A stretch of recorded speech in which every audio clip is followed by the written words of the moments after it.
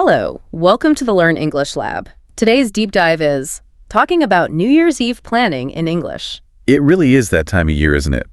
That one night that just feels, well, it feels universal. It really does. New Year's Eve, or NYE, it's this moment where everyone's ambition is running high, people are making wishes, and there's just this collective energy all over the world. You can almost feel it. You absolutely can. It's palpable. I agree. It feels like this big opportunity for all of us to, look back, see how the year went, and then step forward with this fresh sense of optimism. Mm-hmm. But, when I think about it, beyond the confetti and the fireworks and the actual countdown at midnight, the real celebration, the part where we spend most of our time, is actually in the conversations. Oh, absolutely. The lining, the inviting, the negotiating, and all the dreaming we do with other people leading up to December 31st. And that is precisely our focus for this deep dive. Our mission today is to get you past just the basic greetings. Right, beyond Happy New Year. Exactly. We want to equip you with the practical phrases, the cultural context that's so important, and just the confidence you need to have these really authentic, natural English conversations about your plans. So whether you're hosting, or you're the guest, or maybe you're just talking about your goals for the future. Whatever your role, you'll be prepared. You'll sound natural, articulate, and like you belong in the conversation. Okay, so let's unpack that a little. Before we get into the nuts and bolts of the language, what is it about these specific end-of-year conversations that makes them so different in English? That's a great question. Why is it a unique challenge for a learner? It really comes down to the subtext, the stuff that isn't explicitly said. New Year's Eve talk is just saturated with this shared anticipation you mentioned, but also with cultural cliches, with inside humor, and a lot of potent symbolism. It's a really rich moment for self-expression. Okay, so if you don't get those cultural touchstones, like why we joke about resolutions, for example. Yeah, exactly. Or why asking about fireworks is a normal thing to do. If you don't get that, the language can feel a bit stilted. Awkward. Word I see. Yeah. But once you understand the culture underneath it all, the vocabulary just clicks into place. It comes more naturally, and your interactions become so much more meaningful. I find that idea of shared anticipation so fascinating. I mean, as December starts to wrap up, the days are just buzzing with this excitement. They really are. And I've noticed that, Kulchen, what are you doing for New Year's Eve? It becomes, while it's more than a question, it's almost like a social greeting. That is a wonderful observation. Yeah. It's a query that's driven by an assumption of excitement. Right. You expect to hear something fun. You do. And to navigate that excitement in English, you first have to understand the cultural landscape. The plans in English-speaking places tend to revolve around a kind of fixed set of expectations. Okay. If you know these four key elements, you pretty much know the territory. So what are these four big elements that are always associated with New Year's Eve, which, just as a reminder for everyone listening, we often shorten to New Year's or just NYE? Right. We can break them down into four concepts that will almost certainly come up in any planning conversation. The first, and maybe the most common, is parties. Okay, parties. That makes sense. And these could be anything from a very formal, expensive gala you need tickets for, to just a super casual, low-key gathering at a friend's house. The scope is huge. It is. But the core idea is a social gathering. Right. And then you have the spectacle, the big moment. So the second element must be the fireworks and the countdown. Yes. The synchronized moment of transition. Whether you're watching the ball drop in Times Square on TV or a huge display over a city skyline, it connects everyone. It ties everyone together in that one moment. It does. And that crucial synchronized experience leads directly into our third element, which is the universal ritual of toasting with sparkling drinks. The toast. Whether it's champagne, sparkling wine, or, a non-alcoholic cider or punch for those who don't drink, there's always that moment where you physically raise a glass. To acknowledge the moment. To acknowledge the transition, yes. And the fourth element, which gives us so much to talk about, not just on the night, but for weeks after, that has to be making and sharing resolutions. That's the one, the personal promise. That intention to improve your life or start a new habit or achieve a big goal in the next 12 months. So that's the framework. Parties, the countdown, toasting, and resolutions. That's it. If you understand those four things, you have the context for probably 90% of any discussion you're going to have about New Year's Eve. I have a question about that, though. Are those four things always there? What if someone, say, skips the big fireworks display and just stays home? Does that change the conversation? That is a great question, and it really gets to the heart of it for a learner. If someone skips a big element, like the fireworks, they are generally choosing the low-key option. That word. We'll come back to that one. We will. It's so important. If they choose to stay in, their conversation is just going to focus more heavily on the other elements, like their resolutions and the toast, which can happen anywhere. So the key is that they're still choosing from those four expected categories. Precisely. They're choosing a variation on a well-known theme, not inventing something totally new. And understanding that is the key to making your language sound authentic, because you know exactly what feeling or event the other person is talking about. That makes perfect sense. Okay, let's get practical. For a learner, starting a conversation in a new language can feel, well, pretty intimidating. But New Year's Eve gives you a really easy way in.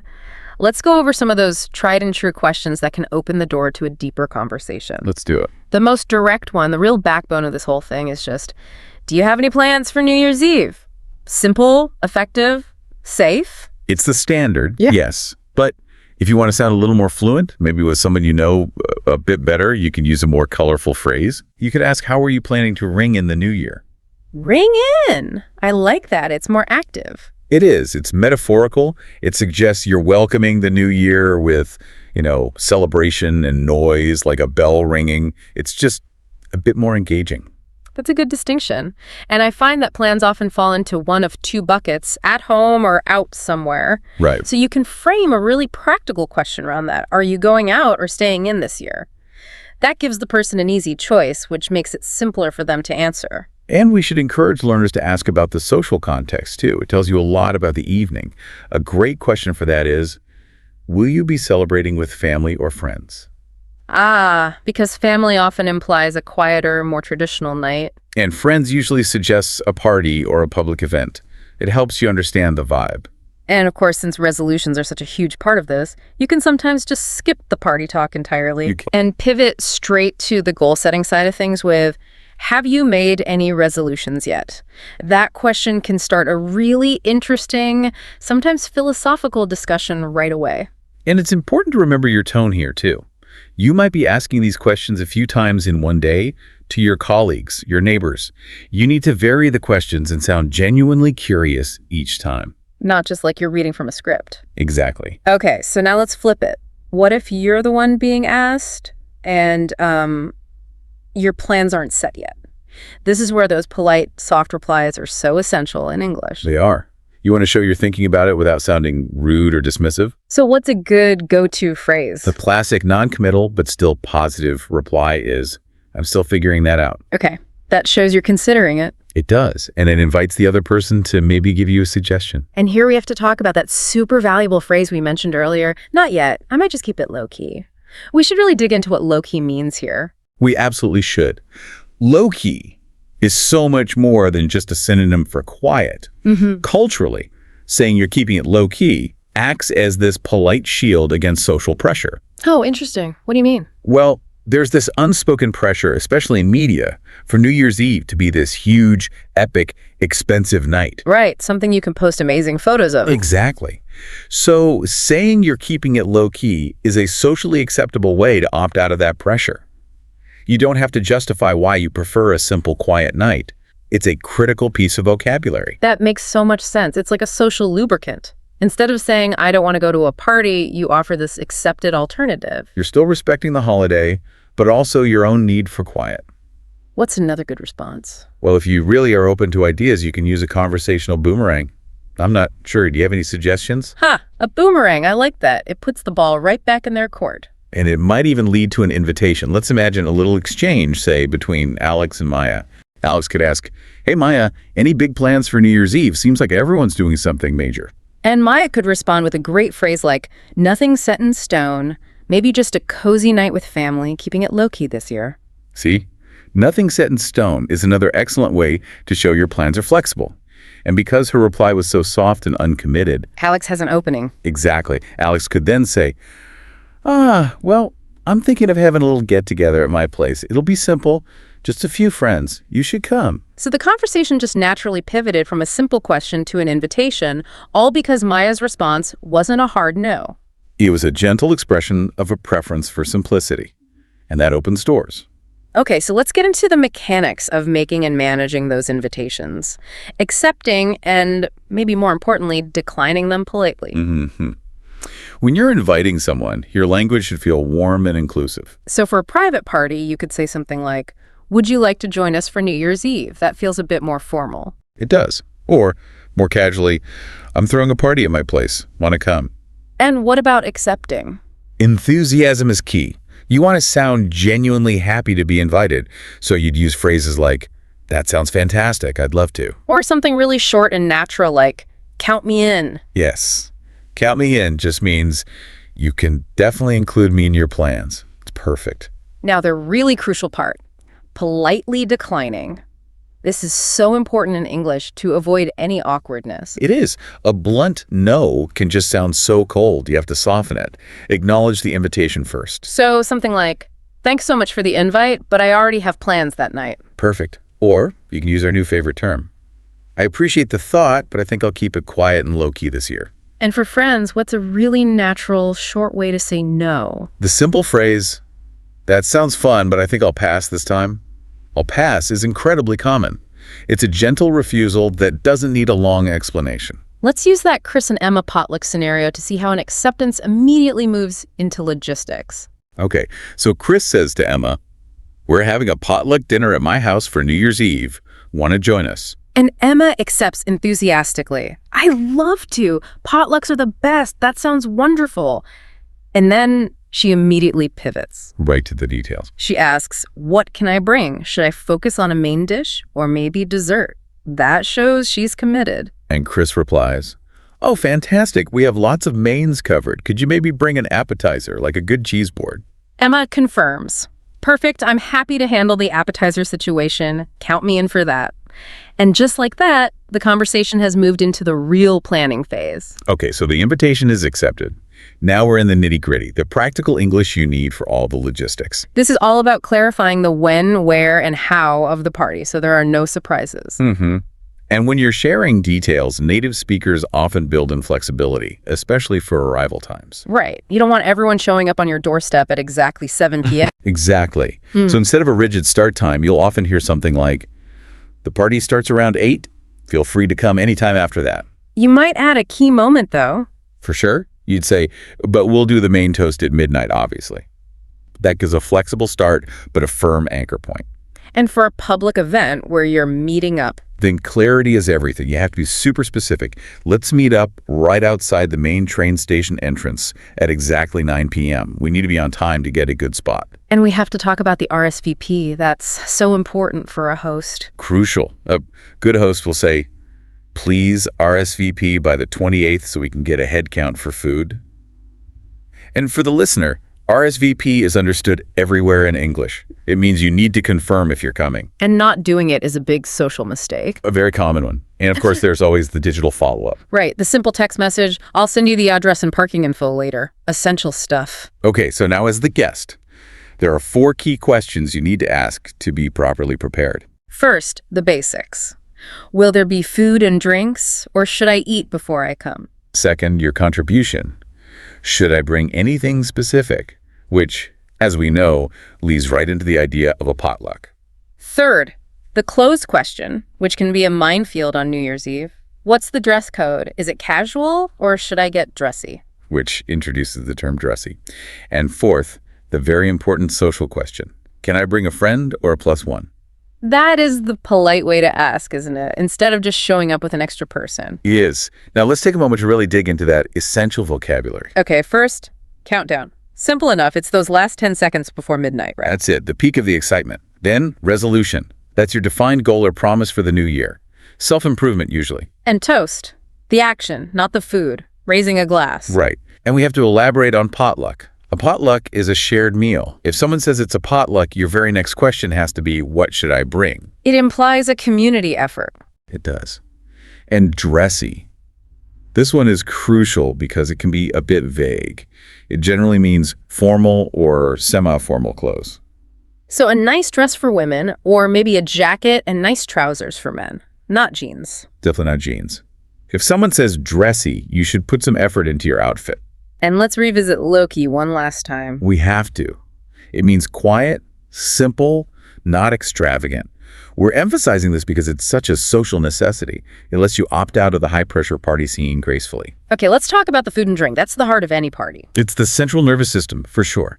And you need the vocabulary to talk about it. So we usually break it down into categories. First, you have appetizers or starters, the small finger foods. Right, like dips, mini sandwiches, a cheese board. Then you have the mains or entrees. At a casual party, this might be a buffet or a bunch of pizzas. And finally, desserts, the sweet stuff you have later in the evening. And you need to be able to talk about the timing. You might say, we'll have appetizers out until about 9, and the main meal will be ready around 9:30. When it comes to drinks, you need to be specific, especially for the toast. So you'd say something like, we'll be popping open the champagne right at midnight. And a really thoughtful thing to do in a planning conversation is to mention non-alcoholic options. Right, being inclusive. You could say, we should make sure we have plenty of sparkling cider or a non-alcoholic punch for those who aren't drinking. That shows real consideration. And what about the toast itself? What do people actually say? It should be brief, sincere, and forward-looking. A classic one is, here's to health, happiness, and new beginnings, cheers. Short, powerful, gets the job done. Exactly. Let's expand on our Jenna and Liam example to see more of these details in action. Okay, so Jenna says, so Liam, you confirmed you're bringing the guacamole. Perfect. Just let me know if you need fridge space when you arrive. And Liam says, thanks. Also just checking on the dress code. Should I wear a suit or is it more casual? Jenna clarifies, good question. It's dressy casual. No need for a full suit, but maybe some nice trousers and a jacket. Definitely no jeans. Liam, got it. Dressy casual. And one last thing. My friend Sarah, who's coming with me, is vegan. Would it be okay if I brought a small, clearly marked vegan appetizer just for her? Ah, that's so thoughtful. It is. And Jenna would reply, of course. That's really considerate. We have a lot of food, but a dedicated vegan option is always appreciated. Thanks for checking. And look how that conversation just moves so smoothly from a simple confirmation to covering 3 major logistical points: food, dress code, and dietary needs. That shows real conversational fluency and respect. Okay, this next section is about adding that extra layer of depth, moving beyond just being correct and towards sounding really fluent. This is about adding flair. When you use these next cliches and sayings correctly, you instantly sound more native. Cliches sometimes get a bad rap, but they're so useful. They're like social shorthand. They absolutely are. Let's start with the big one, the phrase everyone hears on January 1st. New year, new me. Ah, yes. The ultimate aspirational phrase. It is. It's all about radical personal change, and it's often said with a mix of real hope and maybe a little bit of irony. Right, because everyone knows how hard it is to actually change. Exactly. Then you have phrases about the celebration itself to get people excited, like, let's ring in the new year right. That suggests you want the moment to be memorable and celebratory. It does. For something a bit more reflective, especially in a toast, you can use the simple phrase, here's to fresh starts. I like that one. It acknowledges that maybe last year had some challenges. It offers a blank slate. And my personal favorite, which just perfectly captures the symbolism of the whole holiday. Let me guess. Out with the old, in with the new. That's one. It represents leaving bad habits or negative experiences behind. It's a powerful metaphor for shedding your baggage and welcoming something better. And the power of that phrase is that you don't have to list all the bad things. Everyone just gets it. They get it instantly. Okay, what about humor? Humor is so important for breaking the ice, and New Year's has its own specific jokes. It does. And there is one classic, unavoidable, self-aware joke that everyone has to know. I know exactly which one you mean. Saying, right before the clock strikes 12. With a big flourish. I'll see you next year. And the delivery is everything. You have to say it with a little smile, knowing that it's a cheesy dad joke. The humor is in the tradition of telling the joke. It is. It's meta humor. And then there's the self-deprecating resolution joke, which is so relatable. My New Year's resolution is to keep all my other resolutions. Yes, that acknowledges how hard it is to stick with them. It does. Yeah. Now, moving to more genuine warmth, it's very polite to offer well wishes in advance if you won't see someone on the night itself. So you could say something simple like, Happy New Year in advance. You could. And for deeper, more meaningful wishes, especially to people you care about, you can say something like, wishing you joy and prosperity in the coming year. Or something even more personal. May all your dreams and goals come true in 2026. And of course, always update the year. Yes, please do that. Conversations on New Year's Eve often turn from party logistics to more personal things like traditions and dreams. They do. And being able to describe your own traditions adds so much depth to the conversation. So when you're describing a family tradition, you should use rich, active language. For example, in my family, we always play board games until midnight, and the winner gets to choose the first song of the new year. Oh, that's a great one. Or for something more symbolic, you can say, every year we make a bonfire and we write down things we want to leave behind from the past year, and we burn them. Wow, that's a powerful image. It makes for a great story. It does. And you also need to be ready to ask others about their traditions to show you're interested. So you could ask, are there any specific traditions or superstitions you follow for New Year's? Or how do people usually celebrate in your country? Exactly. Let's try to weave a few of these phrases together into a little narrative to show our listeners how they can structure their own perfect scenario. Okay, so describe your ideal New Year's Eve using the language we've covered. All right. My perfect New Year's Eve would be a pretty low-key gathering with my closest friends. We'd host a potluck, so everyone would bring a dish. We'd spend the evening playing games and sharing stories. Just before midnight, we'd watch the countdown on TV, make a toast to fresh starts, and then we'd all share our resolutions. That's great. You've hit all the key points. And then I'd add a little bit of humor at the end, and we'd all promise to keep them, even though we know we might fall off the wagon in February. Fall off the wagon. That's a great idiom. It adds that touch of realism that makes the whole description sound so much more natural. So as the evening goes on and we finally cross that midnight threshold, the conversation naturally shifts, doesn't it? It does. It moves from planning and excitement to reflection and promises for the future. Which brings us to the art of the resolution discussion. Yes. Resolutions are a defining feature of New Year's talk in English. They can lead to really deep, personal, and often very funny conversations. There's a lot of cultural weight behind them. Having a resolution is almost expected. And the topics are pretty predictable, right? Very predictable. First, you have health and wellness. Things like, I want to start exercising regularly, or the very ambitious, my goal is to run a marathon this year. Then you have learning and self-improvement, usually about skills. I hope to read a book every month, or the one we hear all the time. I want to finally learn a new language. Then there's work or studies. Career-focused goals like, my resolution is to network more, or my goal is to get that promotion. And fourth, relationships. Making more time for family and friends. We also need language for when things don't go to plan. You mentioned fall off the wagon. Right. It means you stop pursuing your resolution. Or you might hear someone say, I'm giving it another go this year, which signals they've tried and failed before.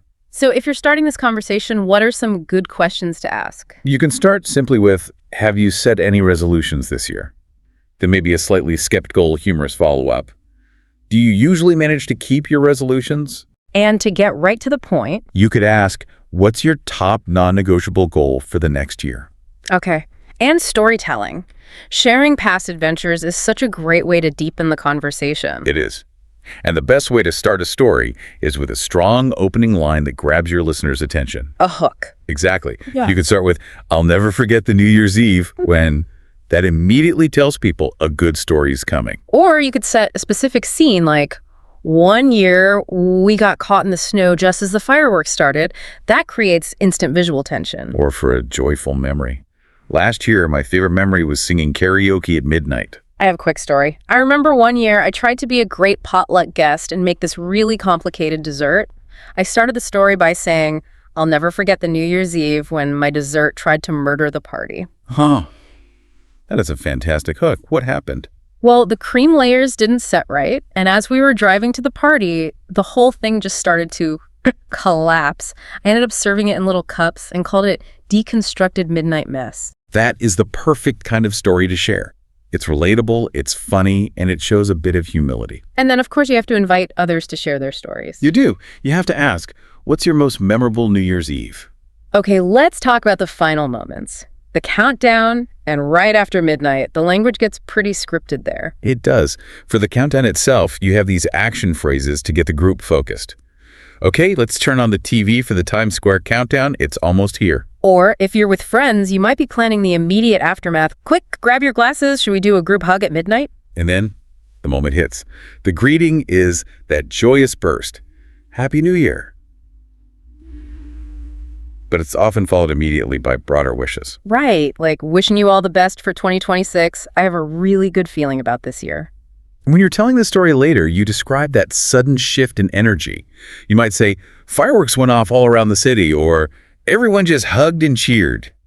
As we're also connected globally now, New Year's Eve celebrations often cross borders and time zones. They do, and we need the language to manage that modern complexity. We've definitely seen a rise in virtual celebrations, so you need phrases for that, like, let's schedule a group video call and count down together on Zoom. And dealing with time zones means you have to be very clear. You might say, we'll celebrate your midnight first, since you're 3 hours ahead of us. And what if the tech fails? You need to be able to talk about that naturally. For sure. Sorry, my audio is lagging, or your screen is frozen, Yeah. or the classic, try unmuting yourself. You can also use the time zones as a reason to celebrate more. Yes, you could say, it's already the new year in Australia, let's raise a pre-toast to them. Okay, let's talk about safety and practical considerations. It's really important to weave this kind of language into your planning. It shows maturity and responsibility. It shows you're a good friend. So when you're organizing, you might ask questions about comfort and capacity. Right. Will there be enough room for everyone to sit comfortably?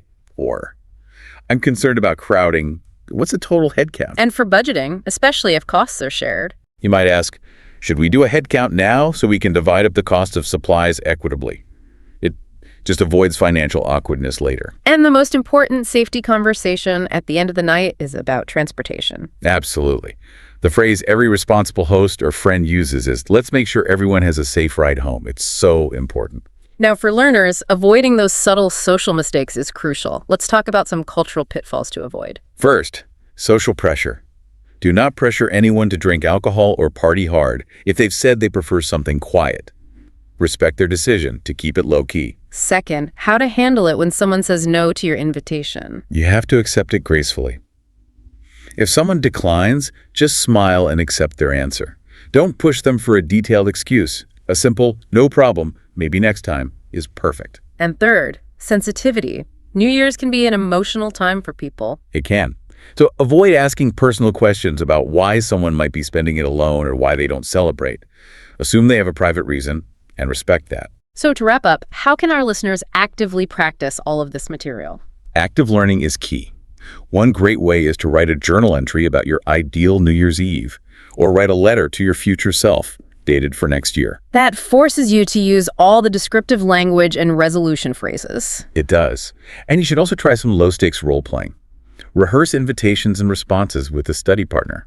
Practice accepting and immediately asking a logistical question. Or practice declining politely. The more you say the phrases out loud, the more natural they'll feel. That was a truly comprehensive journey. We've covered everything from that initial buzz of anticipation to the tiny details of a potluck. Remember, confidence in discussing NYE plans in English is really built on three things. Understanding the cultural context, mastering that key vocabulary like low-key, resolution, and potluck. And being able to manage invitations and safety gracefully. And you should always hold on to the core meaning of the holiday. It's really all about connection, about curiosity, and showing genuine interest in the people around you. Those soft skills matter just as much as perfect grammar. They do. The language you choose really shapes the entire experience, whether you're toasting success or just wishing someone well for the year ahead. So here is a provocative thought for you to take away with you. We talked a lot about making your own resolution. The language of setting goals. But the real next step in mastering this and demonstrating true conversational maturity isn't just to talk about yourself. It's mastering the language you need to actively encourage someone else's resolution. Ah, that's interesting. How would you phrase a genuine, specific, and supportive offer to help a friend achieve their big goal using the phrases we've discussed today? Think about the language of support, not just the language of self-improvement. That's a great takeaway. And with that, we wrap up today's deep dive. Happy New Year and happy learning. Please remember to like, share, and subscribe to this YouTube channel.